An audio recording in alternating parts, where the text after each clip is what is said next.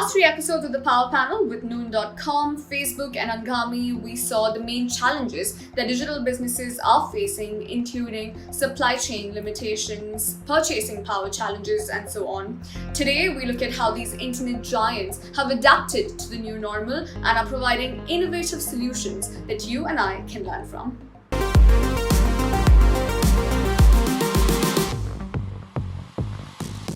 In light of the the situation and the challenges, have you introduced new service offerings Yes. to your consumers? Have you pivoted to another way to play, or offering something Yeah. differently that you hadn't done before?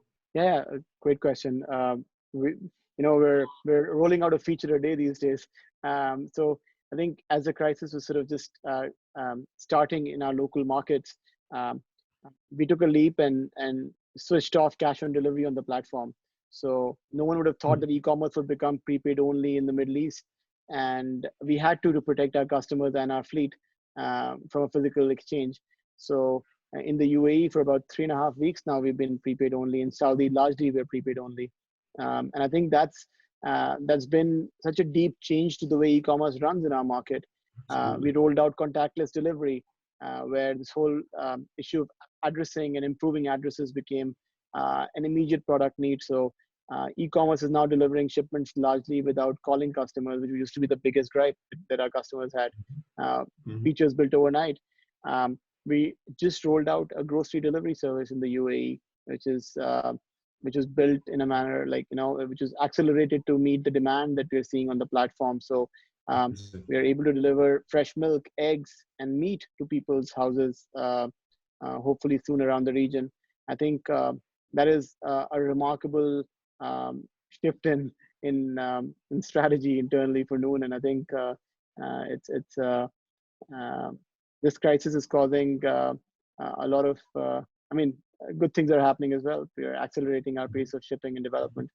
I think that question is relevant for everyone right now because I think all your business models have changed today. So for us, you've explained some of the measures that you've taken. Of course, cashless deliveries and contactless deliveries is something. But how exactly have your customers taken it so far?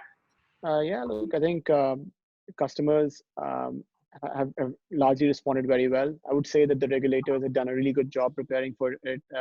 In Saudi Arabia, there are about 30 million cards that are MADA compliant, and SAMA had allowed those cards to be used online just like a few weeks before the rollout had happened. And I think that's become such a lifeline now because people can finally use approximately 30 million cards online just in Saudi Arabia. And I think that's very powerful. We've seen partners come and support us deeply. The government sort of has provided the right kind of stimulus, and payment fees have been subsidized by the banks as well. So I think there's a lot happening on that front, and that's allowing customers to not feel that's alleviating the pain that one would have felt by this extreme change. But I think that's going well.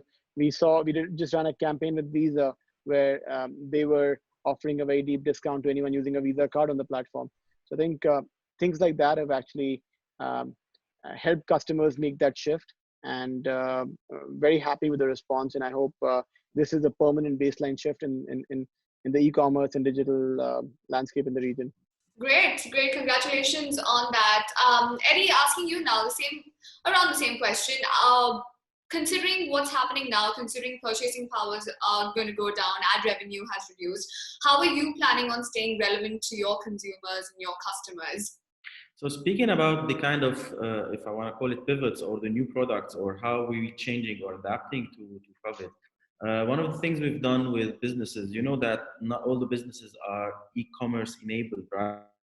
They cannot sell online. They do not have this infrastructure. So we thought, why not put our online capabilities and payment gateways at their disposal, especially help them also reaching the customers, given that we have the media and all of that. So now many businesses are relying on our infrastructure to become somehow e-commerce enabled, which wasn't something we offer earlier, but given the need now, we developed this. I was speaking about the musical aspect, the live thing was an eye-opener for us.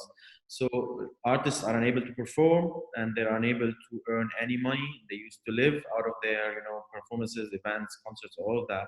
And the users, consumers are sitting at home board, right? So now we're working on enabling a live platform whereby you can probably buy a ticket or donate to an artist and watch a concert online. All these are new things that we started. Also on the production front, we've been creative to producing content, more content now, given that there was a lack of new content. And now we're collaborating with TV channels, with NBC, for instance, into creating content for a specific Ramadan show that will allow us also to help artists producing content, and in the meantime source content to the platform to keep the the traffic up and have more relevance. So all of these things came up during this crisis, and this is part of the creativity I was talking about, that these circumstances pushes you to think beyond the usual business model. So you partnered with Orbit Showtime, if I'm not wrong. Did this happen before COVID-19 or after? No, that was actually around Game of Thrones, to enable them to enable actually a long form video on our platform. This is also something we're contemplating, part of these pivots as you mentioned, but for now this is lower in our priority. Right, and Ramesh, I think Facebook has been an ever-evolving platform, from being like a social network to now being like a competitor for mainstream TV channels. It's done so much over the years. But starting with the question, or coming back to the question we started with, what do you think is going to be the new norm from now on? What is it that people are going to need? What is it that people are going to want to consume going forward?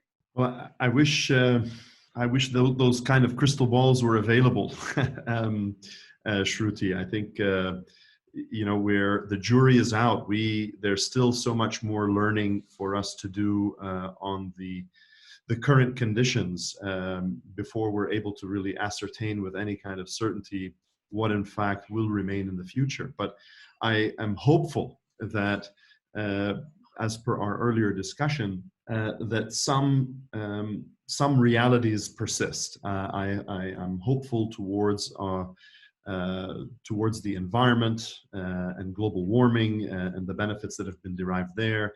I'm hopeful towards humanity's realization that what we have in common is far greater than what differentiates us.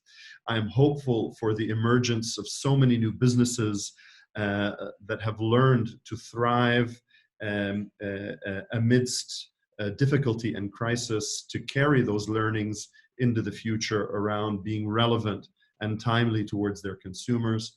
And I'm very hopeful that, that the connectivity and the facilities for connectivity are leveraged fully in socioeconomically going forward. And I'm supremely hopeful around the role that governments are increasingly playing towards the variety of communities that exist within every country that's out there, that taking care of people's health and protecting them also can result in economic health at the same time. They don't have to be pitted against each other. Do you see consumption habits actually changing once we come out of the pandemic, or are we going to go back to our original habits of consumption, which is, overconsumption and buying things that we don't really need, etc.? Yeah, look, I think there are two questions there, right? The way people shop has probably shifted, and I think there will be a baseline shift in digital adoption. The way people engage with e-commerce companies, the way people engage with media streaming companies, the way people entertain themselves has probably changed. We hope that a baseline shift is somewhat permanent. I mean, to our own interest. I think what people buy, like it's a deeper question about what impact, what psychological impact this crisis will have on people. I'd struggle to believe that we can go back to normal and life just returns to the way it was before February 2020.